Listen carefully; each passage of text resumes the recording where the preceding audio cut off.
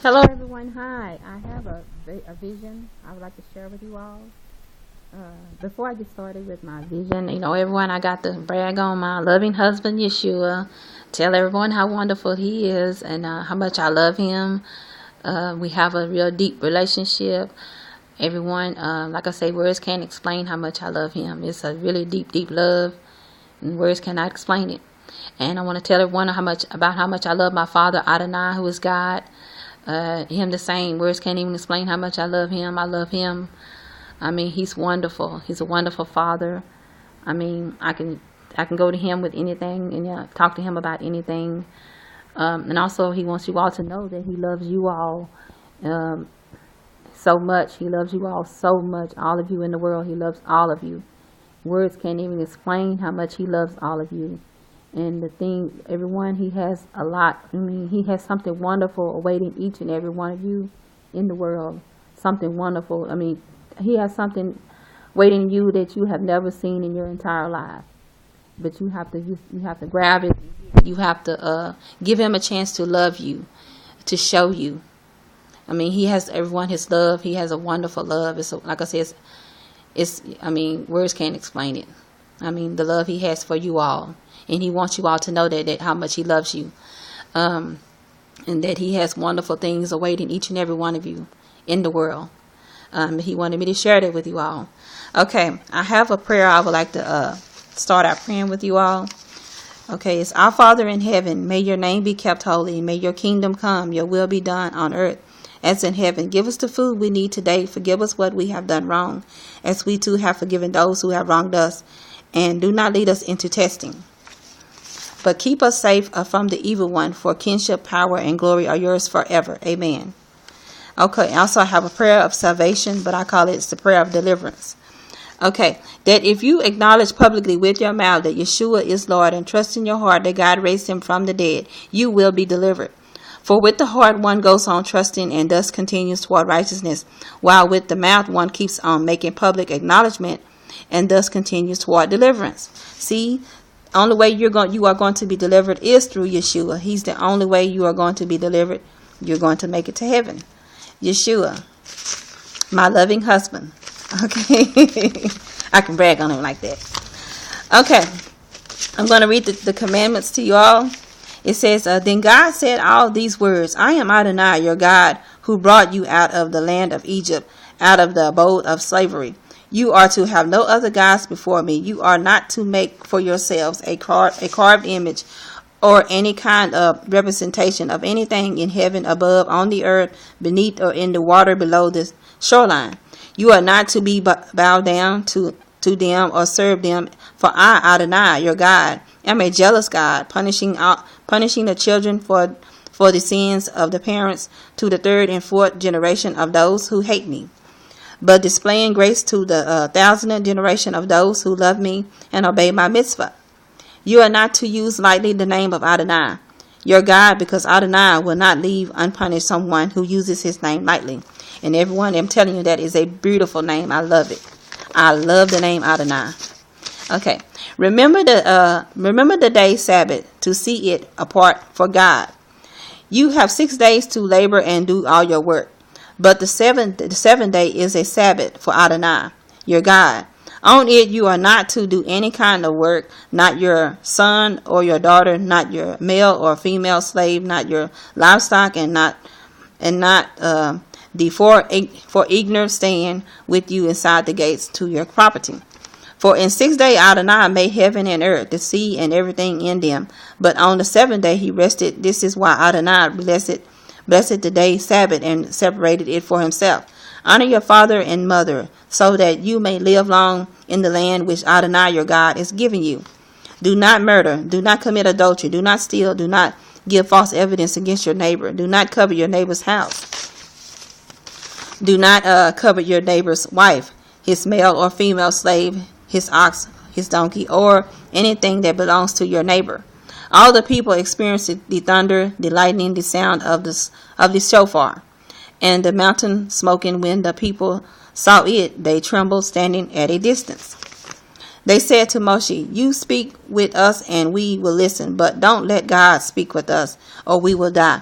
Moshe answered the people, "Don't be afraid, because God has come only to test you and make you fear him, so that you won't commit sins." So the people stood at a distance, but Moshe approached the thick darkness where God was. Adonai said to Moshe, "Here is what you are to say to the people of Israel. You yourselves have seen that I spoke with you from heaven. You are not to make with me gods of silver, nor are you to make gods of gold for yourselves. For me, you need make only an altar of earth. On it you will sacrifice your burnt offerings, peace offerings, sheep, goats, and cattle in every place where I cause my name to be mentioned. I will come to you and bless you." And everyone, we have to seriously obey these commandments. We have to obey them. I mean, everyone we need to give Adonai a chance. Give him a chance to love you. He wants to love you all so much. He's waiting on all of you. Everyone, I mean, the love he has for you all is you can't even explain the love he has for you all. And he wants you all to know that. He loves you all dearly, dearly. Okay, I'm going to go on with my vision that I would like to share with y'all that he has given me. It's called Nebuchadnezzar's Restless Night. Things are not good in the Babylonian White House, according to Daniel chapter 2, verse 29. Nebuchadnezzar went to bed one night thinking about the future. He had seen the great Syrian Empire fall, and he had seen the Babylonian Empire rise in its place. It must have made him wonder what would happen to his empire. The king woke up deeply troubled. He had a dream that was too important to pass over lightly. Nebuchadnezzar needed his top counselors in these matters to help him understand the dream. But that was just a problem. How could he be sure that their interpretation of the dream was accurate and that he could rely on what they said? After all, it was his future that was up for discussion. His plan was simple. If the dream came from the gods, and if these sorcerers really had contact with the gods, learning the content of the dream shouldn't be that difficult. He could then trust their interpretation. But if they couldn't access the content of the dream, what assurance did Nebuchadnezzar have that the interpretation was also accurate? The Babylonian Brain Trust. Nebuchadnezzar called in for groups of advisors. The magicians were probably the same wise men we met every year at Christmas, who came to honor Jesus as a baby. They were Persian astrologers who claimed to be able to predict events based on the movement of the stars and planets. The enchanters were Medivans, men who claimed to have contact with spirits, and on that basis to have access to knowledge about the future. The sorcerers were Harry Potter style wizards who used potions, charms, and incarnations to coax information from the gods. The Chaldeans or astrologers were another class of Babylonian priests. The specialty was the interpretation of dreams, which is why the king directs his comments and instructions to them. Nebuchadnezzar had a simple request of all these learned men who claimed to speak with spiritual power. Tell me the dream and its interpretation, and will lavish with riches. Fail to give me the information, and you will die. If you read this account in the King James Version of the Bible, it sounds like the king forgot his dream. But I don't think that is the case. The dream had made an indelible impression on the king, and he couldn't forget it. Nebuchadnezzar was testing these wise men to see if the gods really communicated to them. In the end, they had to face the truth and admit to the king that they had no reliable answers at all. Looking for truth. It's still true that these channels of spiritual wisdom are empty and dry. If you are looking for some kind of guidance from a horoscope or from a reader of tarot cards, You are tangling with things that are at best a hoax, and at worst the activity of spiritual forces of darkness. Okay. God has warned his people over and over to have nothing to do with such approaches to spiritual truth. Daniel had no choice but to be trained in the techniques of the Babylonian priests. But he did not trust their methods or accept the underlying beliefs. He knew that the astrologers and wizards had power from the evil one, but their guidance did not lead to the true God. It only led deeper into the darkness. In the crisis that followed, Daniel relied on the same resources that are available to us. Excuse me, everyone, turning the pages.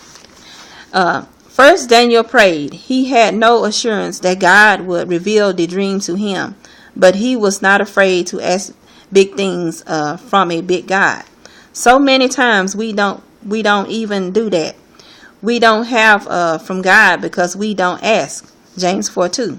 Second, Daniel went to other believers that he trusted. When you have a pressing burden or need, the best thing to do is pray, and the best people to call on are not the whole church, but the 2 or 3 friends whose hearts are knit to yours. A pastor friend and I met recently with a young believer who was caught in a web of bitterness and resentment toward another Christian. When we got to the meeting place, the bitter man had brought an unbelieving friend with him for support. The unbelieving supported him all right, not toward repentance and forgiveness, but deeper into anger and hostility. Daniel knew the value of a few committed friends. Third, Daniel was humble when God revealed the dream and its meanings that night. I would have jumped up and rushed back into the king's presence to give him the news, and maybe to collect the riches he promised. That not the path Daniel took. He stayed in God's presence and spent some time giving praise and honor to the true source of wisdom, God alone. Daniel was willing to in private and in public to give God all the credit. Humility is a common thread among men and women God. Turn the pages. Uses greatly. They are not impressed with their own gifts and insights. They are captured by the greatness and wisdom of God. Life's curveball. Most of our lives and most of the things we care about are out of the realm of our control. I want my children and grandchildren to follow Jesus and to live fulfilled lives, but I can't make that happen. I want the people in my congregation to love God fervently and to serve him passionately, but I can't browbeat them into it. They have to choose to follow, and when one turns aside or leaves in a huff, I have to live in the backwash of that decision and pray. Daniel had already gone through so much trauma and change in his life that we might think this latest curveball is unfair. But life isn't like that. God keeps molding us and hammering us into the likeness of Jesus. We grow best not in the ease of blessings, but in the presence of problems. Whether our faith holds up or folds up at that point depends on where we have put our trust. Daniel trusted the sovereign God, even when he could not see what the outcome would be. In an out-of-control world, that same God is the same secure anchor we have. So, everyone, God is our only way. God is the only way we're going to make it, anywhere. He is our only way. God is our only hope. Like I was telling you all earlier when I started this video, God, he loves all of us in this world. Like I say, words can't even explain how much he loves you all. All of you. He loves all of you. and he has something wonderful awaiting all of you. But we all have to give him a chance. We have to give him a chance to love each and every one of us. Give him a chance to love you, because he already loves you. He's waiting on all of you. He's waiting with his arms open wide. He's waiting on everyone. But you have to give him a chance. Give him a chance to love you, and let him show you his love that he has for you. Because everyone, you can't imagine what he has waiting for you. It's something wonderful. Something very wonderful. But mainly his love also. It's a wonderful love. So everyone, just give him a chance. Let him love you. And may God be with you all.